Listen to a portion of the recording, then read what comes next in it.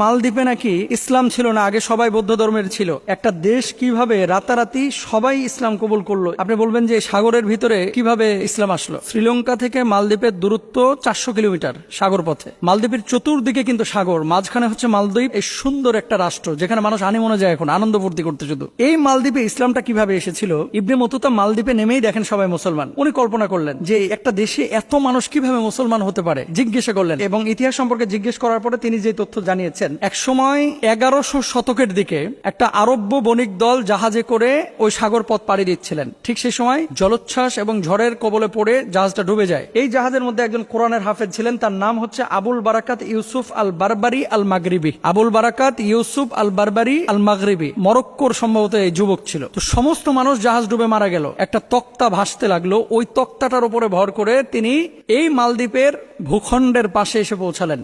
তো পুরো জাহাজ শেষ, কি করলেন? মালদ্বীপে উঠলেন। ওঠার পরে দেখেন যে সামান্য কিছু মানুষ এই দ্বীপে বসবাস করে। একজন বৃদ্ধকে তিনি পেলেন, সে বৃদ্ধ তাকে আশ্রয় দিল। তো তিনি কাঠ সংগ্রহ করে সেই জায়গাটায় বসবাস করতেন। আচ্ছা, হঠাৎ একদিন কাঠ সংগ্রহ করে তিনি বাড়িতে ফিরছেন, এমন মুহূর্তে দেখলেন বৃদ্ধ খুব কান্না করতেছে। কান্না যখন করতেছে বললেন যে আপনি আমাকে আশ্রয় দিয়েছেন, আপনি কি কারণে কান্না করতেছেন, আমি কি জানতে পারি?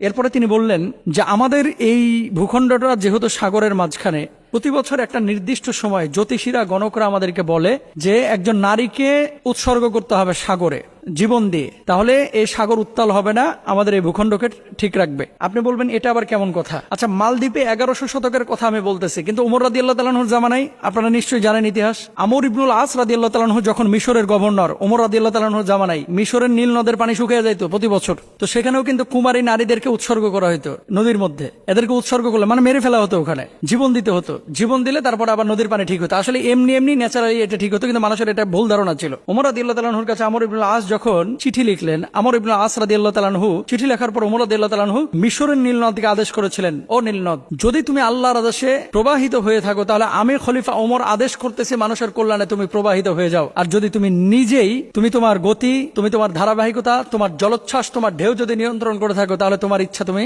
বাস্তবায়ন করো। তো আল্লাহর আদেশে যেহেতু নীল নদ প্রবাহিত হয়, যে চিঠিটা ওমর রাদিয়াল্লাহু তাআলা আনহু লিখেছিলেন, আমর ইবনুল আস রাদিয়াল্লাহু তাআলা আনহু ওই চিঠিটা নীল নদের মধ্যে নিক্ষেপ করলেন। নিক্ষেপ করার সঙ্গে সঙ্গে নীল নদের সমস্ত পানি জোয়ার এসে গেল।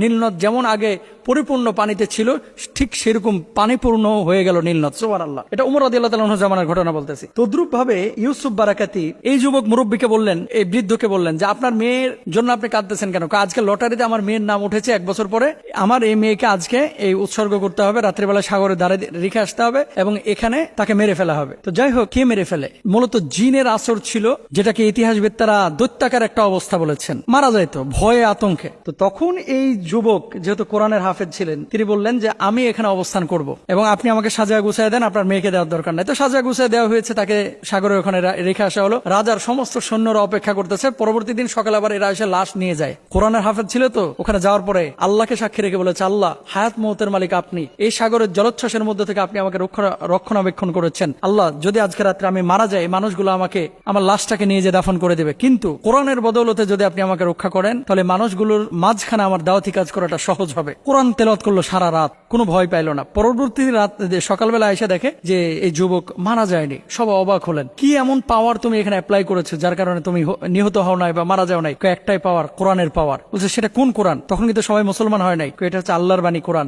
পরবর্তী বছর 1 বছর তখন ঈমান আনে নাই সবাই। 1 বছর পরে তিনি আবার বললেন যে আমাকে পরবর্তী রাতেও রাখা হোক, আমি এখানে থাকতে পারবো। মানুষজন বলল যে আজকে যদি তুমি জীবিত হয়ে যাও তাহলে জানবো যে তোমার কোরআন সত্য। সত্যিকার অর্থে তিনি সেদিনও বেঁচে গেলেন কোরআনুল কারীমের বদৌলতে।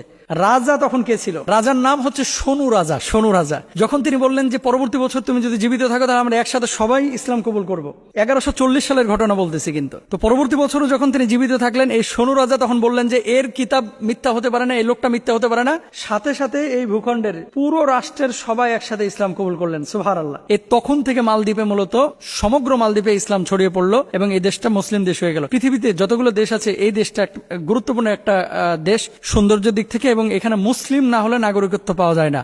এটা কিন্তু বড় একটা বিষয়। আল্লাহ তাআলা এই যে ঘটনা, এখান থেকে আমরা কি শিখলাম? আল্লাহ আমাদেরকে কি শেখাচ্ছে? কোরআনের পাওয়ার আছে, কোরআনের পাওয়ারে আল্লাহ তাআলা কোরআনটাকে যে মর্যাদা দিয়েছেন, এর মাধ্যমে অনেক কিছু সম্ভব। আল্লাহ বুঝ দান করুন। শয়তান সবসময় গাফেল করে রাখবে, তুমি মৃত্যুর চিন্তা করো না, এটা করো না, এটা করো না। মৃত্যুর চিন্তা করতে শয়তান নিষেধ করবে। কিন্তু আমাদেরকে ভাবতে হবে কবরের কথা, যে ইন্ডিভিজুয়ালি আমরা কেউ দুনিয়াতে থাকবো না। অতএব ব্যক্তিটাকে আগে সংশোধন করেন, নিজের আমল নামার হিসেব নিজে করুন। কিয়ামতের মাঠে হিসেব দেওয়ার আগেই নিজের হিসাব নিজে করে ফেলুন।